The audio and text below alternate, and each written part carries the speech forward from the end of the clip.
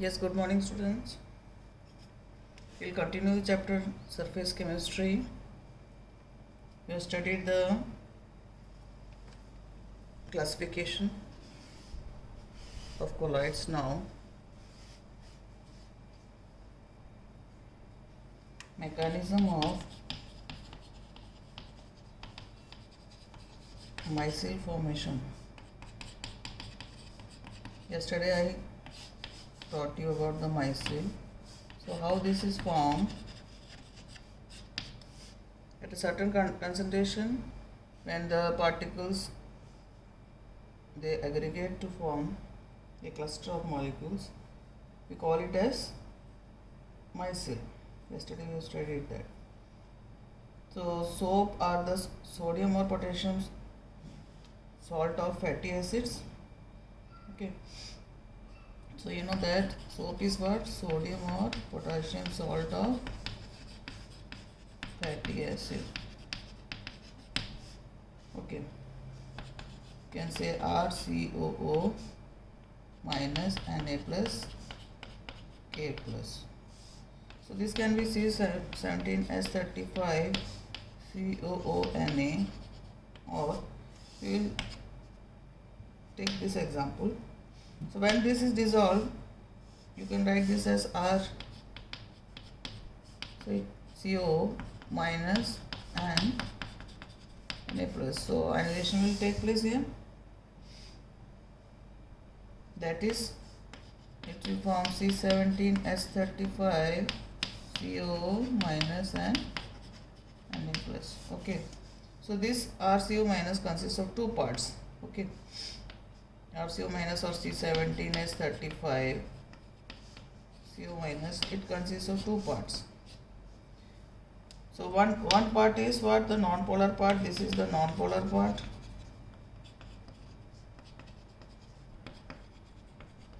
It is what? The long hydrocarbon chain. Okay. And we generally write this as R. Now, this part, as it is non-polar part, it will be insoluble in water, but it will be soluble in oil or grease or anything.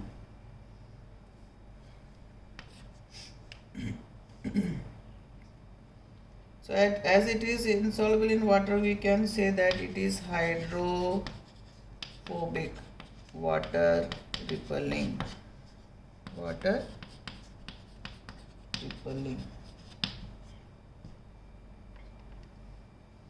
The other part is what? This CO minus. This is what? It is a polar group which consists of carboxylate ion. Okay, CO minus, and this we call it as ionic head, and this part is tail. This is ionic head. So it is what? Soluble in water, but insoluble in oil or grease. So this end is what we call it as hydrophilic, but that is water loving. This, I think you already know this, all these things. Now when it is in the water, what happens? We can show this as the long chain part as like this, and one circle to show the carboxylate ion. This is negative ion. So in the water, this soap, how it is placed? The soap molecules that is the stearate ion. As it is non-polar end, it will go up, and the polar end will be in the water. In this way, it will be there in the water. Okay. So hydrocarbon part is moving away from the water. So at a particular concentration, that what we call it as CMC, that is critical micelle concentration, what happens? You get an micelle. We can call it as ionic micelle. Ionic micelle is formed. How it is formed? The anions are pulled together to the bulk of the solution. Suppose this is the solution. So anions are pulled into the bulk of the solution and form a cluster of molecules in which the hydrocarbon tail will be in the interior portion. And surface is water. So inside you will get what? The hydrocarbon part. And in the surface you will have what? That is CO minus, CO minus, CO minus, CO minus, CO minus, CO minus. So this is what? Nothing but the ionic micelle that is formed at a particular concentration, that is critical micelle concentration. This formation of is called what? Micelle formation, and aggregate thus formed is called ionic micelle. Okay. So when the concentration is below CMC, it behaves like a normal electrolyte. Okay. Below concentration, that is 10 to the minus 3 mole per liter, that is below this, the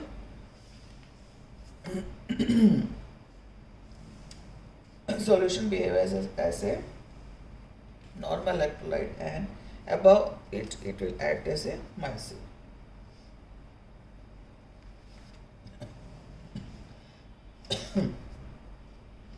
In case of detergents, the detergent example is sodium lauryl sulfate. The formula, for example, the example of this formula, SO4 Na plus. So here polar group is sulfate here with hydrocarbon chain. It will ionize like this. So this is the polar group here. Okay. And the mechanism micelle formation in the case of detergent is also the same. Okay. Now how the cleansing action of soap takes place. How it cleans the dirty clothes. So soap has a tendency to form the micelles. Okay. So we have explained that it has two parts, one the non-polar part and the other is the polar part. So dirt is due to what? Due to the presence of oil or grease that's stuck on the dust particles with the dust. Okay, so when you dip the cloth, the soap and dirt comes in contact and there will be formation of what? Micelle around the oil droplets or the dirt, such as what will happen, the hydrophobic part of the stearate, and the same thing will happen here also. In this way it will form, that is the stearadine. Suppose this is the oil, so here it will be the CO minus, inside you will have the stearadine.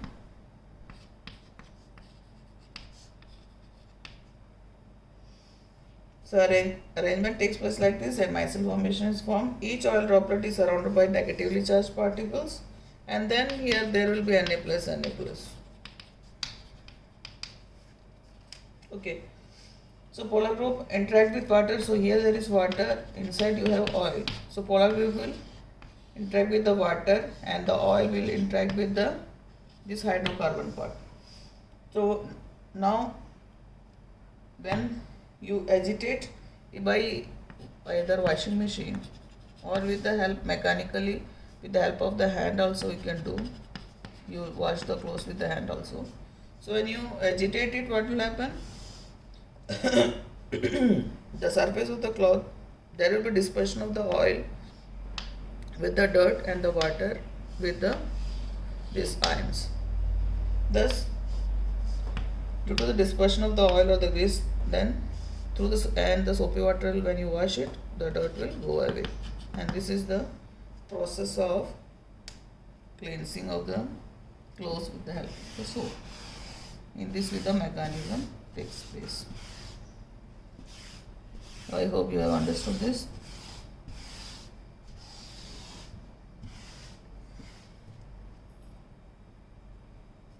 Next topic is preparation of colloid. Preparation of colloid.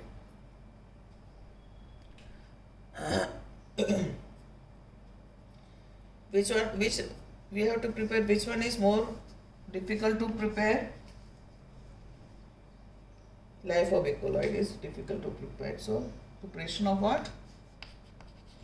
Lyophobic colloid. First method is condensation method.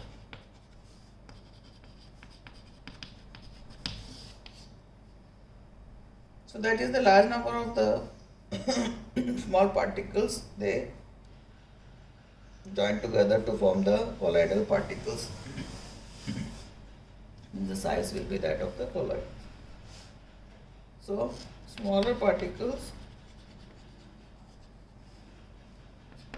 of dispersed phase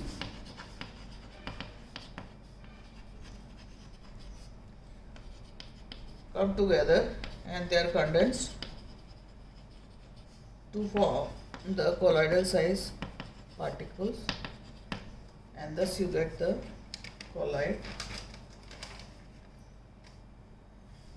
So first in this method is biochemical reaction.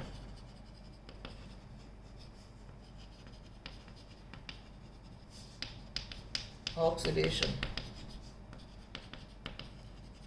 If you take sulfur dioxide and react it with hydrogen sulfide, you will get 3 sulfur plus 2 H2O.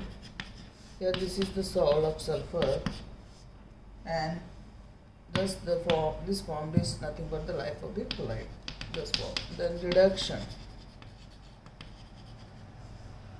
If you take auric chloride and aldehyde, 3 molecules and 3 H2O, then you will get the gold salt.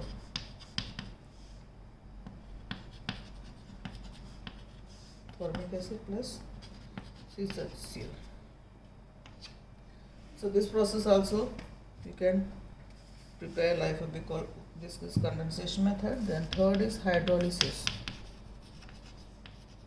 So the reaction of hydrolysis will give, for example, FeCl3 plus 3H2O gives, you will get ferric hydroxide. So this will be the salt plus 3HCl. Okay. Then fourth is double decomposition. So these reactions, you know, the type of reactions, you know. Double decomposition, that is, suppose you take arsenic oxide and react it with hydrogen sulfide, then you will get arsenic sulfide plus PH2. So this is double decomposition reaction, and arsenic sulfide is nothing but the salt. So this was the first method, that is simple chemical reactions are there in the condensation method, that is the oxidation, reduction, hydrolysis and double decomposition.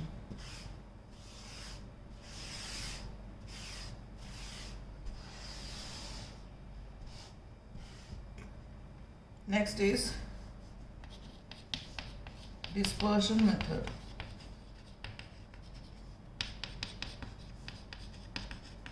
Here the breaking of the bigger particles are break down into small particles of colloidal size.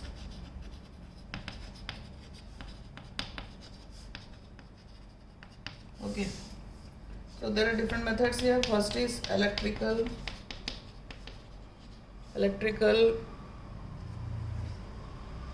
disintegration, or we call this method as Bragg arc method. Bradick's method.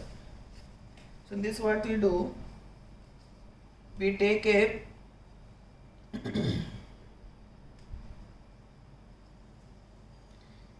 this what we call it this as the container, metallic container.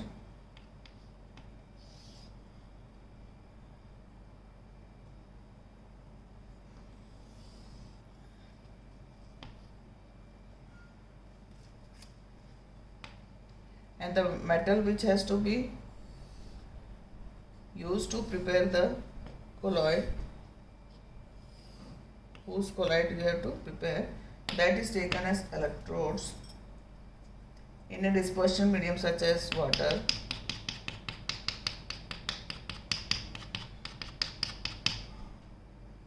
Okay, and this trough, the trough is then kept in a freezing mixture. Suppose this is freezing mixture, I am drawing the ice. Okay,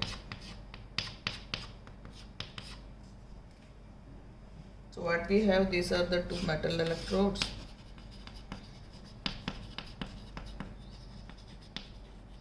Then this is the ice you have, and these electrodes are connected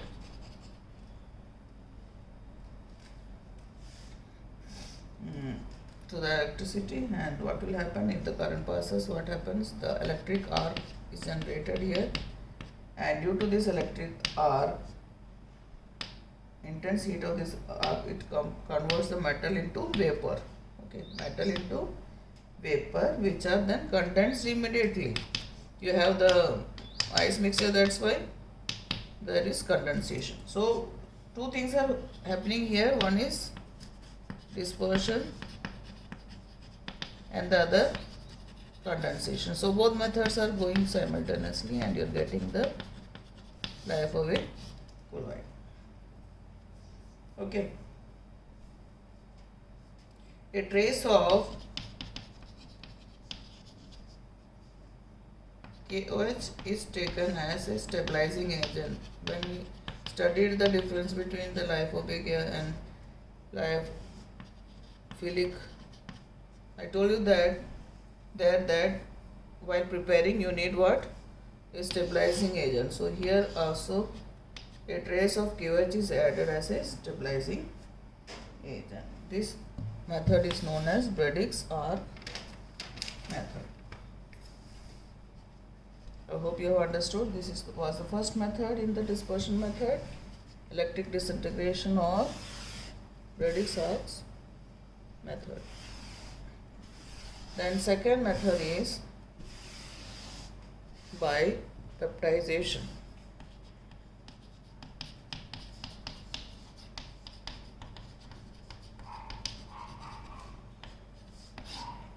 Peptidization. What is the process? The process of converting the freshly prepared precipitate into colloidal solution, a colloidal form of solution, by adding a suitable electrolyte is called peptidization. Okay, and the electrolyte that is not used is known as peptidizing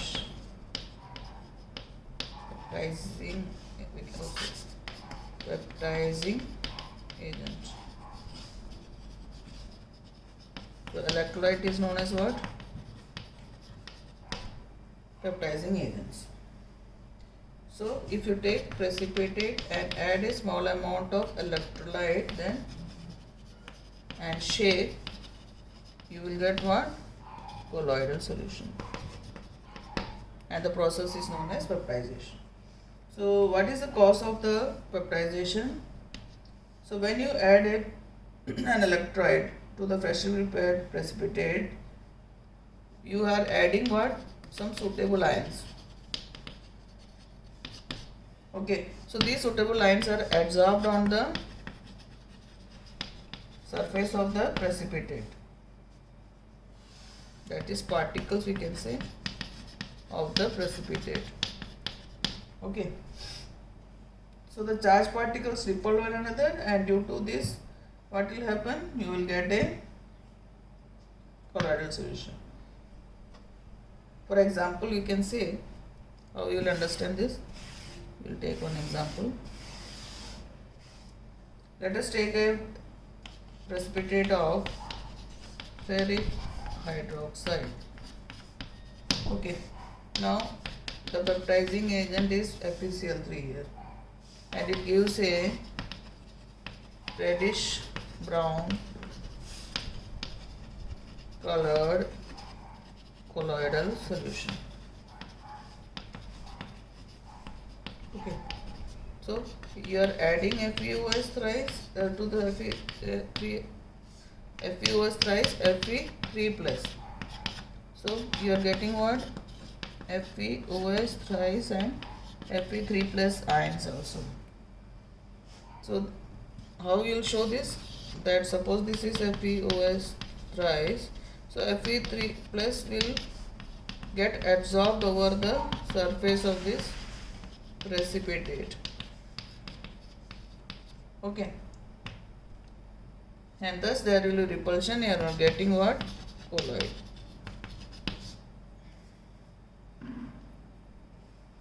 Similarly, you can prepare silver chloride also.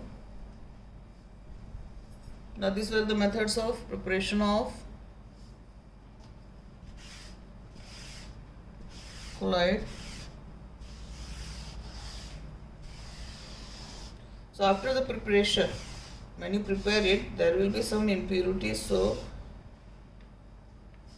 you have to purify. So the next topic is purification of colloids.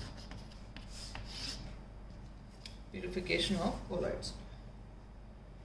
So what are the impurities that we will get in the colloidal solution? It has to be eliminated, and the process of reducing the impurity, we will call it as purification. So the common methods is, first is dialysis. So just you have to, what is dialysis? It is the process of removing the dissolved substance in the colloidal solution through a suitable membrane by the process called diffusion. So here the suitable membrane used are parchment paper or animal membrane or cellophane. So these are the, we can say, the semi-permeable membrane that is used, and you know that it is used, the principle of what? That the colloidal particles do not pass through the parchment membrane, while the ions in the electrolyte, that is the colloidal solution, it passes through the membrane. So what is the main principle here? That colloidal particles cannot pass through the parchment, that is membrane, while ions of the electrolyte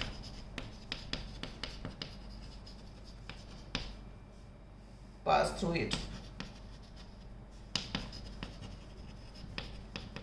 This is what principle of this method, and the apparatus that is used for this process is known as dialyzer.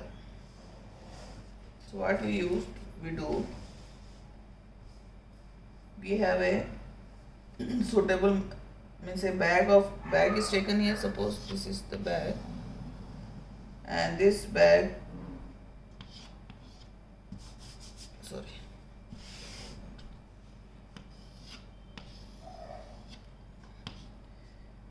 a bag of suitable membrane is taken with, what you will take here? Colloidal solution that you have prepared. Okay, is suspended in a vessel through which the fresh water is passing.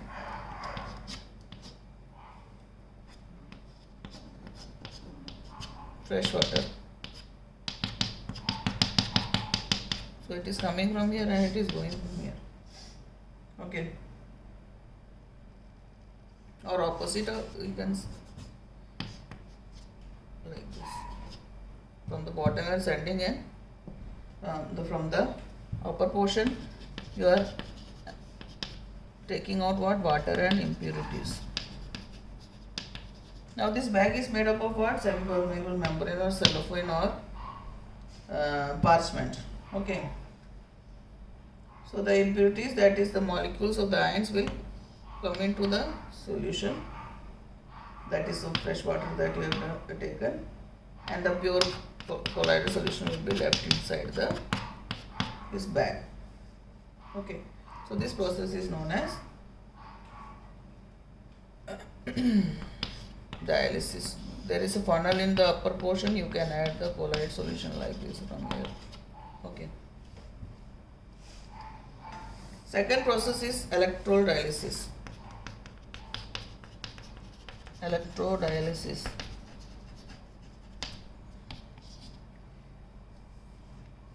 So this process will be very slow.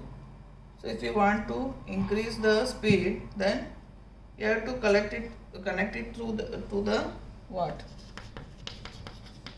Electric field. So connect it to the electric field, and the impurity present is an electrolyte. That's why the process is known as electrodialysis. So the colloidal solution, same the thing happens. Colloidal solution is placed in a bag of central membrane, while the pure water taken outside. Electrodes are fitted in the compartment, and the ions present in the solution, it will migrate to the opposite poles of the metal electrodes. So same thing happens here, just you have to put show the electrolyte here.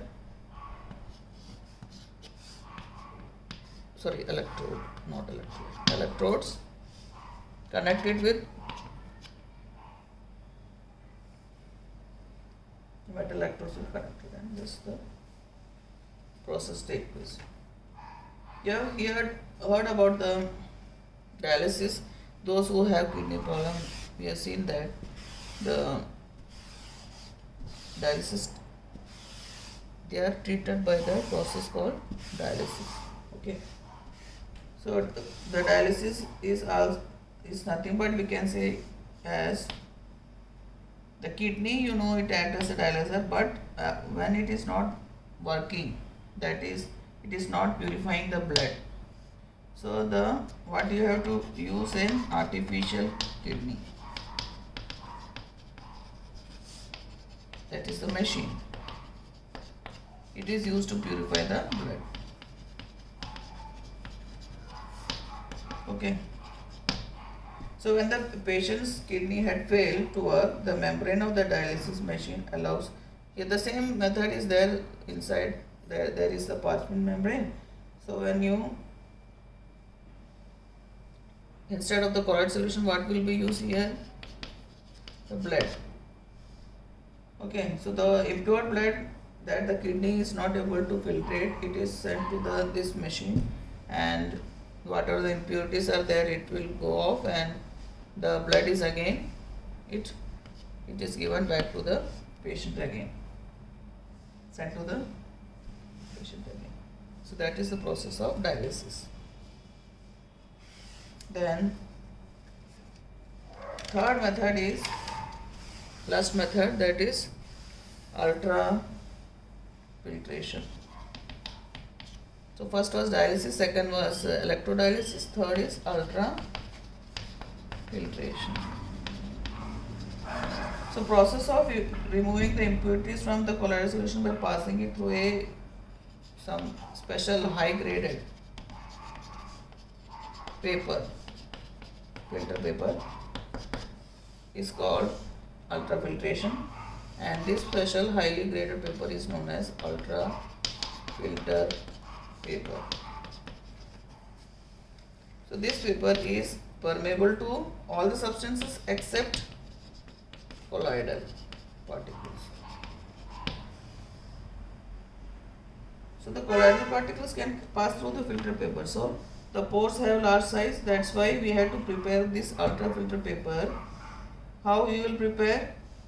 By dipping it in a special solution known as colloidal solution or gelatin solution to stop the flow of colloidal solution. Okay, so what is this colloidal solution? It is nothing but the 4% of solution of nitrocellulose